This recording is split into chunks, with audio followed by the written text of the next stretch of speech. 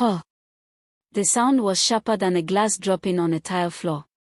It cut right through the joyful Afrobeats music blasting from the speakers. In the middle of the glittering wedding hall in Lagos, everything stopped. The dancing uncles froze mid-step.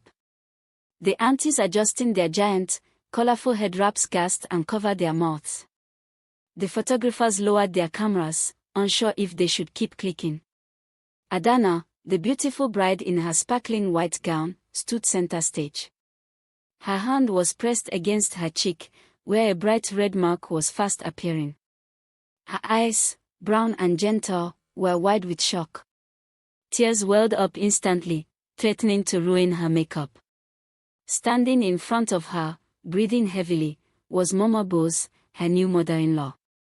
Mama Bose was dressed in towering gold lace that seemed to shout, "Look at me." Her hand was still raised slightly, stinging from the impact. Ken, the groom, looked from his mother to his crying wife, his mouth opening and closing like a fish out of water. The silence in the hall was heavy. It was the kind of silence that comes before a terrible storm. Mama Bose had just slapped her son's bride on their wedding day, convinced she was just a poor girl from a forgotten village. She had no idea that the girl holding her cheek was about to become the wealthiest woman in the room. To understand how a joyful day turned so sour, we must look back 6 months. Adanna met Ken on a rainy Tuesday afternoon. Adanna was standing under a bus stop shelter, her simple braids wet, holding a portfolio of her drawings. She was an artist, and she loved simple things. Ken, a hardworking young accountant, offered to share his umbrella when the rain got heavier. He liked her easy laugh and the way she didn't seem to care about fancy things. "I'm Ken," he said, smiling. "I'm Adanna. I teach art at the primary school down the road," she lied smoothly. It wasn't a bad lie. Adanna did volunteer at the school. But she didn't mention that her father was Chief Obi, the man who owned the biggest construction company in West Africa. Adanna wanted Ken to fall in love with her heart, not her father's bank account. She had met too many men who only saw dollar signs when they looked at her. Ken was different. He was kind, though sometimes a bit timid. They fell in love quickly over shared plates of spicy rice at small roadside restaurants. When Ken proposed with a modest silver ring, Adanna cried happy tears. It was perfect because it was real. Then, she met Mama Bose. From the first day, Mama Bose looked at Adanna's simple cotton dress and scuffed sandals with distaste.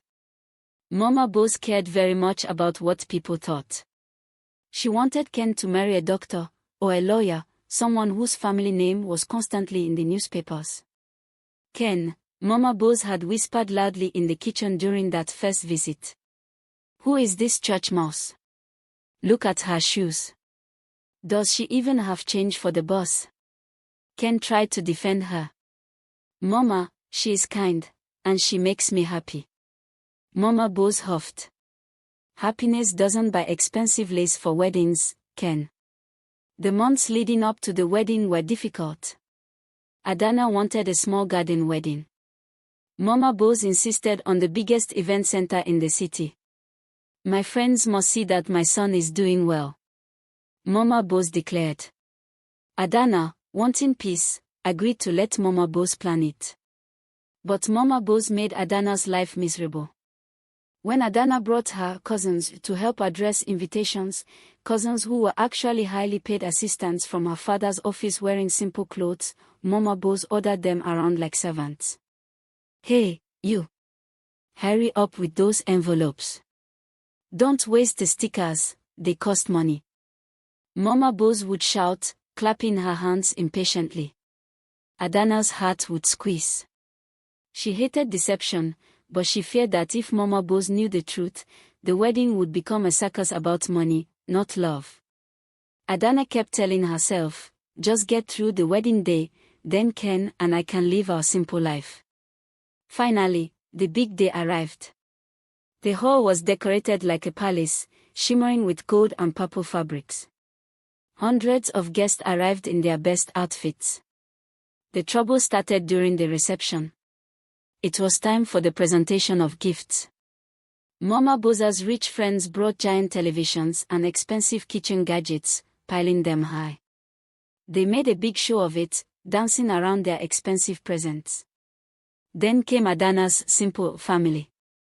They were actually actors Adanna had hired to play her village relative so her real, famous father wouldn't be recognized. They brought humble gifts, a cooler of homemade stew, a set of plastic food containers, a handmade quilt. Mama Bose watched from the high table, her face turning purple with embarrassment. She felt her friends were whispering about her new pauper-in-laws. Unable to control her temper, Mama Bose marched down from the high table. She grabbed Adanna's arm just as the DJ faded the music for a speech. "What is the meaning of this rubbish?" Mama Bose hissed at Adanna, pointing at the plastic containers.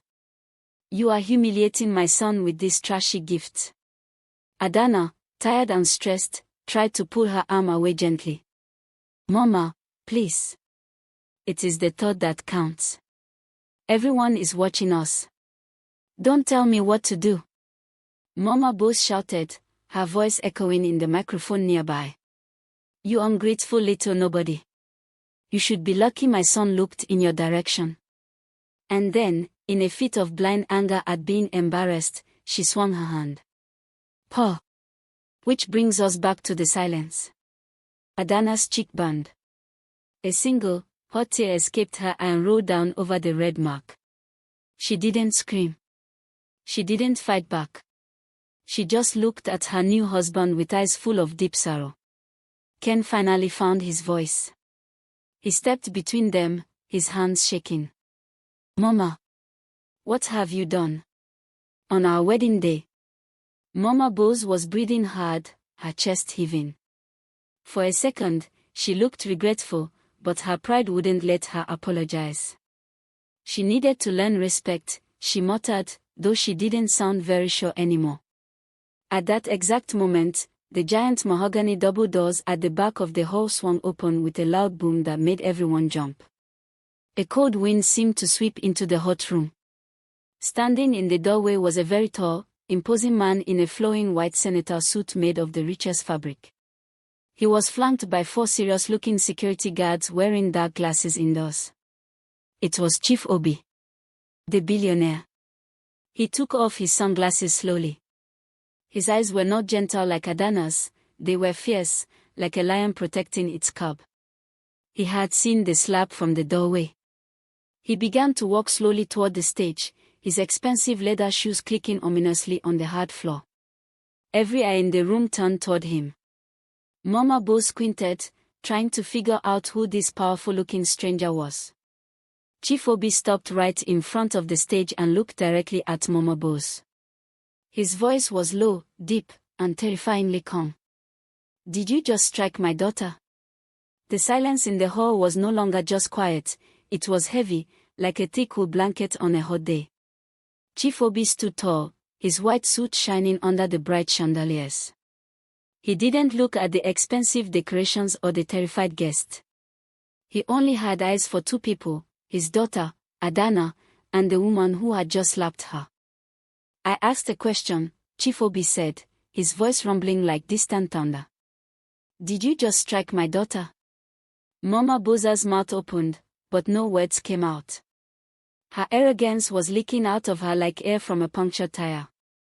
She looked at Adanna, then at this powerful man, and her brain struggled to connect the dots. Suddenly, a whisper started at the back of the room and spread like wildfire. "Is that not Chief Obi? The owner of Obi Cements? It is him. I saw him on the news yesterday opening a new bridge. Wait, if that is Chief Obi, then the bride is." The realization hit the crowd with a collective gasp. The pauper girl, the one Mama Bose had mocked for months, was the heiress to a fortune bigger than the entire town. Mama Bose's legs began to shake. The strength that had allowed her to slap Adanna vanished completely. She looked at her hand, the hand that had delivered the slap, as if it belonged to someone else. I. Mama Bose stammered. She tried to smile, but it looked more like a grimace of pain. There was a mosquito on her face. Yes. A big mosquito. I was trying to help her. It was a terrible lie, and nobody believed it. Chief Obi finally walked up the stairs to the stage. He didn't shout. He didn't rage. He simply reached into his pocket, pulled out a handkerchief, and gently wiped a tear from Adanna's cheek. The tenderness in his eyes broke Adanna's heart more than the slap had. I told you, Adanna, Chief Obi said softly, though the microphone picked it up for everyone to hear. I told you that if you hid who you were, they would treat you poorly. People like this.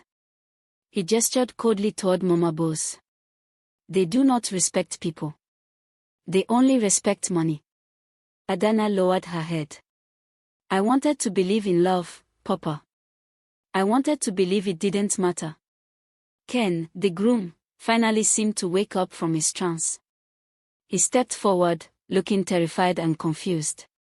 He looked at his wife, really seeing her for the first time. The simple teacher he thought he knew was actually Nigerian royalty. Adanna? Ken asked, his voice cracking. Is it true? Why did you lie to me? Adanna looked at Ken. Her eyes were sad. I didn't lie about who I am, Ken. I am still Adanna. I still love art. I still love spicy rice. I just didn't tell you about my father's money because I wanted to know if you loved me, or if you just loved what I could buy you. She pointed a shaking finger at his mother. And look. Your mother slapped me because she thought I was poor. If she knew I was rich, she would be washing my feet right now. That is not love, Ken. That is business. The truth of her words hung in the air. Mama Bose felt the judgment of the entire room. Her friends, the ones she was trying so hard to impress, were now looking at her with pity and shock. She had just assaulted a billionaire's daughter. She had ruined her son's golden ticket. Desperation took over. Mama Bose threw herself on the floor. It is a traditional way to beg for forgiveness, but she did it with the frantic energy of a drowning woman. Please. Sir. My in-law, she wailed, rolling on the expensive carpet. It was the devil's work. I didn't know. I love Adanna like my own daughter. Adanna, tell him. Tell him how we joke and laugh. Adanna watched her mother-in-law rolling on the floor. It was a pathetic sight. There was no dignity left. This woman, who had made Adanna scrub floors and wash dishes while shouting insults, was now begging simply because she feared the power of money. Chief Obi looked down at Mama Bose with pure disgust. Get up, woman. You are embarrassing yourself. He turned to Ken. Young man. You stood there. You watched your mother insult my daughter for months. My security team told me everything. They told me how she made Adanna work like a maid. And today, you stood there and watched her slap your wife. I was shocked, Ken stammered. I didn't know what to do. A man protects his wife, Chief Obi said firmly. Rich or poor. You failed the first test of marriage. Chief Obi turned his back on Ken and took Adanna's hand. Come, my daughter. We are leaving. This marriage is a mistake. A shockwave went through the hall. Leaving. But they had just signed the papers. The cake hadn't even been cut. Ken panicked. He grabbed Adanna's other hand. No. Adanna, please. We are married. You can't just leave. I love you.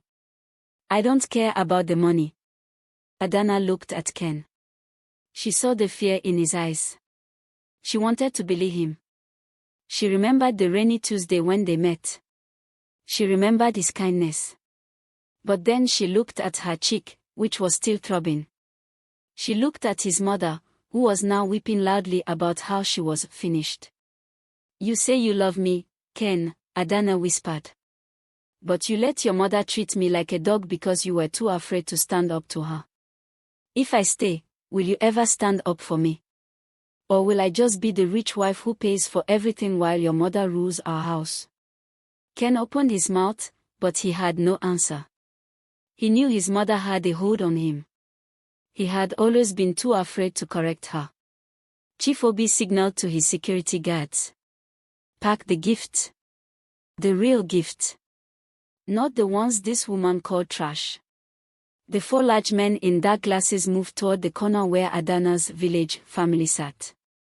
They picked up the cooler of stew and the handmade quilt with extreme care, treating them like diamonds. It was a powerful message. These simple things are valuable because they were given with love. Mama Bose saw her future crumbling. If Adanna left, the shame would kill her. The gossip would never end. She crawled toward Adanna and grabbed the hem of her wedding dress. Adanna, please. Don't go. I will change. I will be the best mother-in-law. Mama Bose cried, her mascara running down her face in black streaks. Adanna gently pulled her dress from Mama Bose's grip. She looked at the woman who had made her life hell. You don't need to change for me, Mama, Adanna said quietly. You needed to change for the poor girl you thought I was. With that, Adanna turned to her father. Let's go, Pauper. They began to walk out. The guests parted like the Red Sea, making a wide path for them. The cameras flashed wildly, capturing the image of the crying bride living with her billionaire father, leaving the groom and his mother amidst the ruins of the reception. Ken stood alone in the center of the dance floor. He looked at his mother, who was still wailing on the floor. A sudden, hot anger rose in his chest. For the first time in his life, he wasn't mad at the world, he was furious at his mother. But just as Adanna and Chief Obi reached the giant double doors, a loud voice rang out from the high table. It was a man in a sharp grey suit, Ken's uncle, Uncle Tond, who was the family lawyer. Wait! Uncle Tond shouted, holding up a piece of paper. Chief Obi! You cannot just take her. Chief Obi stopped and turned around slowly, an amused look on his face. And who is going to stop me? Uncle Tond ran down to the center of the room, sweating. The law, sir. They signed the marriage certificate at the registry this morning. Legally, Adanna is Ken's wife. If you take her, it is kidnapping. And... He paused, looking nervously at Ken and then at the terrifying Chief Obi. And, Uncle Tond continued, his voice shaking, according to the prenuptial agreement Ken signed, or rather, the one he didn't sign because he thought she was poor, half of everything Adanna owns now belongs to Ken. The room went deadly silent. Mama Bose stopped crying instantly. She sat up, her eyes widening. She did the math in her head. Half of a billionaire's daughter's assets. A slow, greedy smile began to creep back onto Mama Bose's face. She wiped her tears and stood up, dusting off her lace. Yes, Mama Bose said, her voice gaining strength. That is right. She is our wife. She goes nowhere. Chief Obi's eyes narrowed. The air in the room turned ice cold. He looked at Ken, who was staring at his uncle in shock. Is this what you want to play? Chief Obi asked, his voice low and dangerous. You want to play the law with me? Adanna looked at Ken, waiting. This was it. The final test. Would Ken claim the money he didn't earn? Or would he let her go? Ken looked at the greedy smile on his mother's face. He looked at the hopeful face of his lawyer uncle. Then he looked at Adanna. Ken took a deep breath and opened his mouth to speak. Actually, Ken said. Actually, Ken said, his voice shaking but growing louder with every word, Uncle Tond, put that paper away. The hall was so quiet you could hear the air conditioner humming. Mama Bose froze, her greedy smile twitching. She looked at her son as if he had suddenly started speaking a foreign language. Ken. What are you saying? Mama Bose hissed, grabbing his sleeve. This is our chance. God has buttered our bread. Half of everything. Do you know how much cement money is? Ken pulled his arm away from his mother's grip. For the first time in his life, he didn't look scared of her. He looked tired. He looked sad. But he stood straight. I didn't marry a bank account, Mama. I married Adanna, Ken said, looking at his bride. And you just slapped her. You slapped her because you thought she was nobody. Now that you know she is somebody, you want to trap her with loss. He turned to his uncle. I will not sign anything. I will not take a kobo of her money. If Adanna wants to leave, she can leave. I won't keep a woman hostage just because my mother loves money more than she loves me. A gasp went through the crowd. But this time, it was followed by a few claps. Then more. People were nodding. Finally, the boy had become a man. Adanna stopped near the door. She turned back and looked at Ken. Her eyes were soft. She saw the sacrifice he was making. By refusing the money, he was angering his mother and losing a fortune, just to give Adanna her freedom. Thank you, Ken, Adanna said softly. That was the first time you truly stood up for us. I only wish you had done it before the slap. Mama Bose screamed. It was a high, piercing sound of pure frustration. You foolish boy. You are cursed. You are throwing away billions because of feelings. She turned to Chief Obi, desperate. Sir. Please. Let us discuss. We can be a family. I have a very good jollof rice recipe. I will. Chief Obi didn't even look at her. He looked at Ken with a nod of respect. You have a backbone after all, young man. It is a pity it grew too late. My lawyers will send the annulment papers tomorrow. Since the marriage was not consummated, and you agreed to let her go, it will be over quickly. Let's go, Pauper, Adanna said. She didn't look back at the gold decorations, the untouched cake, or the groom she had loved. She walked out into the warm Lagos evening, her head held high, with her father and his security team surrounding her like a shield. The heavy double doors swung shut. Boom. The wedding was over. Inside the hall, the atmosphere collapsed. The guests, realizing the show was done and there would be no free food or billionaire favors, started to leave. They muttered and gossiped as they walked out. Can you imagine? Slapping Chief Obi's daughter. That Mama Bose has always been too proud. Pride comes before a fall. And the poor son. He lost a good wife because of his mother's long throat for money. Soon, the hall was almost empty. The decorations that had cost so much money now looked cheap and silly. Mama Bose collapsed into a plastic chair, putting her head in her hands. She wept, not because she was sorry for hitting Adanna, but because she was calculating all the things she had lost. She cried for the cars she wouldn't drive, the trips to Dubai she wouldn't take, and the bragging rights she wouldn't have. Ken stood over her. He took off his expensive suit jacket and threw it over his shoulder. Get up, Mama, he said quietly. How can I get up? She wailed. I am finished. The market women will laugh at me. The church members will mock me. I touched gold and it turned to sand. You didn't touch gold, Mama, Ken said, his voice heavy with a hard lesson. You touched a human being, and you treated her like dirt. Let's go home. We have a lot of debt to pay for this wedding, and no billionaire-in-law to help us. 6 months passed. The story of the slap had traveled through Lagos faster than a bus on a free road. In the market where Mama Bose used to walk with her nose in the air, things had changed. When she went to buy peppers, the women would whisper. Look, look. That is the one. The golden slap woman. Or is that her? The one who slapped fortune away from her son's destiny. Yes, oh. She thought the girl was a pauper. Now she is still selling pure water while the girl is in Paris. Mama Bose, who used to be loud and boastful, now walked with her head down. She wore simple wrappers, not the loud lace she loved. The shame was a heavy coat she had to wear every day. Her friends had abandoned her, afraid that her bad luck, or her bad manners, would rub off on them. Ken had changed too. He didn't marry again immediately. He focused on his work. He moved out of his mother's house and into a small apartment.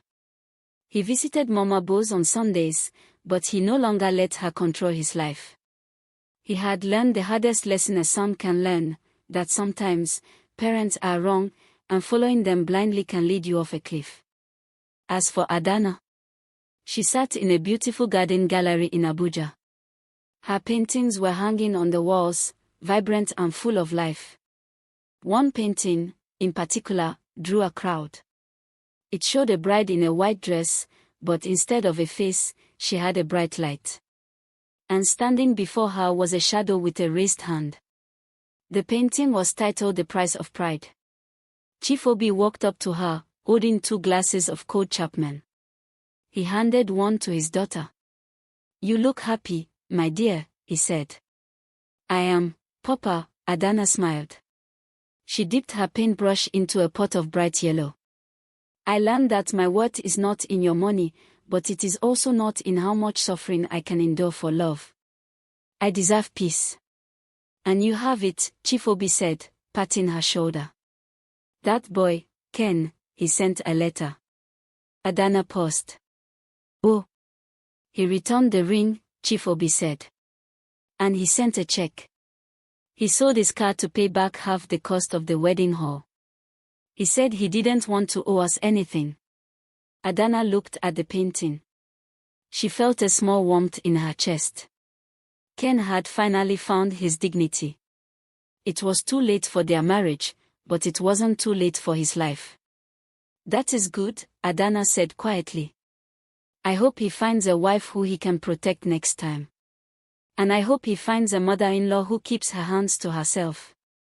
Chief Obi laughed, his deep belly laugh shaking the leaves on the nearby trees. Adanna laughed too. The sound was free and light, carried away by the wind. Moral of the story. And so, as the elders say, do not judge a book by its cover, and never judge a person by their shoes. You never know who you are talking to. Treat everyone, whether they are a CEO or a cleaner, a prince or a pauper, with the same respect.